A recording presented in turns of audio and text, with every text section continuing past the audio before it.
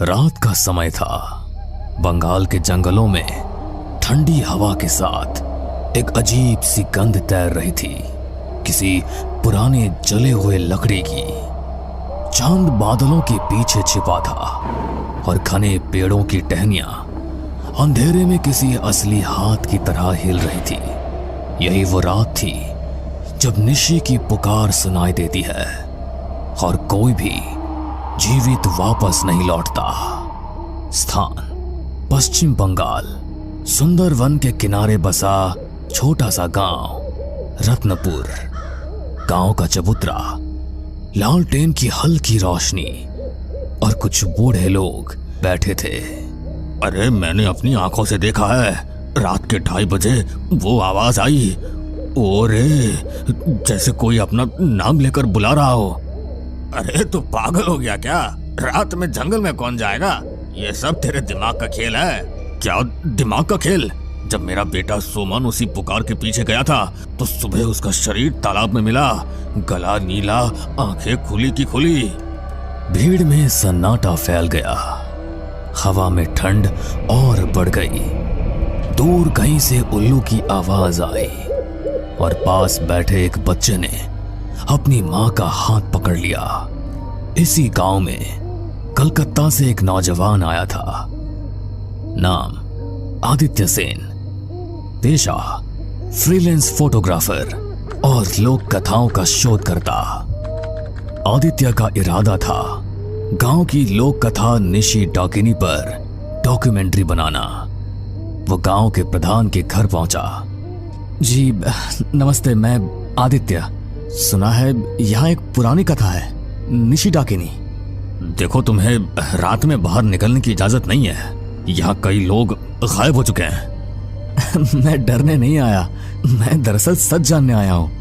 प्रधान ने भारी सांस ली और चुप हो गया। आदित्य को लगा इस गांव में कुछ ऐसा है जो कोई बोलना नहीं चाहता। रात को आदित्य अपने कैमरे और ट्राइपॉड के साथ बाहर निकल गया। लालटेन की रोशनी में पेड़ की परछाइयां लंबी हो गई थी। अचानक पीछे से किसी ने आवाज दी। आप पागल है क्या? अभी गांव से बाहर मत जाइए। क्यों, तुम डरी हुई लग रही हो? क्योंकि निशी आपकी तरह शहर के लोगों को सबसे पहले चुनती है। वो क्या है? कोई भूत या फिर कोई भटकती आत्मा? वो आवाज है जो किसी अपने के स्वर में पुकारती है। आप अगर जवाब दे दे तो बस सब खत्म। आदित्य हंस पड़ा, लेकिन रोमा की आंखों में सच्चा डर था। दूसरे दिन आदित्य एक स्थानीय गाइड बिरसा के साथ जंगल में गया। हवा में नमी और पत्तों की सरसराहट थी। दोस्तों, यह है रत्नपुर का जंगल। यहाँ की रातें लोग कहते हैं किसी को भी निगल सकती है। अचानक पीछे से एक औरत की धीमी आवाज आई, आदित्य। जैसे ही आदित्य को वो आवाज सुनाई दी, वैसे ही उसके कान खड़े हो गए। तुमने सुना? अरे चुप रहो, आवाज मत दो, ये उसका चाल है। लेकिन वो आवाज पास आती जा रही थी। ठंडी हवा के झोंके के साथ पेड़ों के बीच से काली आकृति दिखी। लंबा घूंघट, बिना पैर के तैरती हुई और आंखें लाल जैसे जलते कोयले। आदित्य ने कैमरा जूम किया, लेकिन लेंस धुंधला हो गया, जैसे किसी ने उस पर बर्फ जमा दी हो। गांव लौटने के बाद आदित्य बहुत ज्यादा बेचैन हो गया।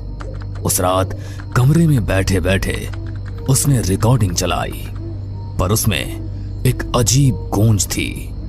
रिकॉर्डिंग में एक फुसफुसाहट सुनाई दी, आदित्य आओ। ये कैसे हो सकता है? ये तो वही आवाज है। दरवाजे पर दस्तक हुई। दरवाजा मत खोलना, ये वही है। बाहर से एक महिला की आवाज आई, आदित्य, मैं मां हूं बेटा, दरवाजा खोलो। आदित्य का दिल तेज धड़कने लगा। उसने धीरे से खिड़की से बाहर झांका और देखा उसकी मां जैसी दिखने वाली महिला के चेहरे पर एक अजीब सी घबराहट थी। आदित्य उसे देखता है और चौंक जाता है। अगली सुबह खबर फैली, गांव का गाइड बिरसा रात में गायब हो गया। लोग कहते हैं उसने किसी पुकार का जवाब दे दिया था। अरे ये शुरुआत है, अब और लोग जाएंगे। इसका कोई वैज्ञानिक कारण होगा, मुझे सच जानना है। सच ये है कि निशी डाकिनी एक आत्मा नहीं बल्कि एक श्राप है। रोमा आदित्य को जंगल के अंदर एक टूटा फूटा मंदिर दिखाती है। यहीं पर 100 साल पहले एक औरत को जिंदा जलाया गया था। उस पर काला जादू करने का आरोप था। वो अब निशी डाकिनी बन गई है।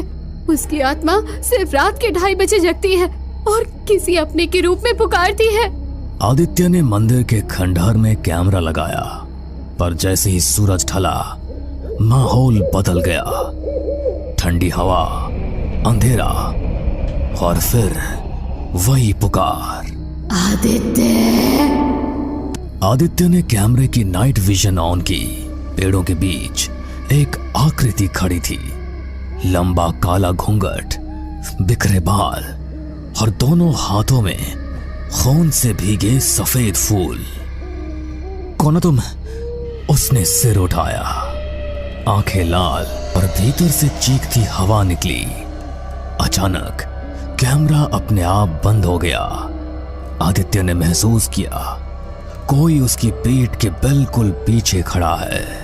बेटा मुड़कर देखो। घने अंधेरे में आदित्य की सांसें तेज हो रही थी। वो बिना मुड़े समझ गया कि कोई उसके पीछे है और वो इंसान नहीं। मुड़ो आदित्य, मैं तुम्हारी माँ हूँ। ऐसा नहीं हो सकता, तुम मेरी माँ नहीं हो। अचानक उसने महसूस किया किसी बर्फ जैसे ठंडे हाथ ने उसकी गर्दन को छू लिया। उसका पूरा शरीर जैसे सुन्न हो गया। रूमा कहीं पास ही से चिल्लाई, भागो, उसकी आंखों में मत देखना। आदित्य ने झटके से कैमरा उठाया और पीछे की ओर झुका। वहां सिर्फ एक धुंधली परछाई थी, लेकिन उसकी लाल आंखें इतनी नजदीक थी कि आदित्य की धड़कन बढ़ने लगी। दोनों जैसे तैसे गांव की ओर भागे। रास्ते में सूखी पत्तियों पर चलते ही आवाजें गूंजने लगी, मानो जंगल खुद उनका पीछा कर रहा हो।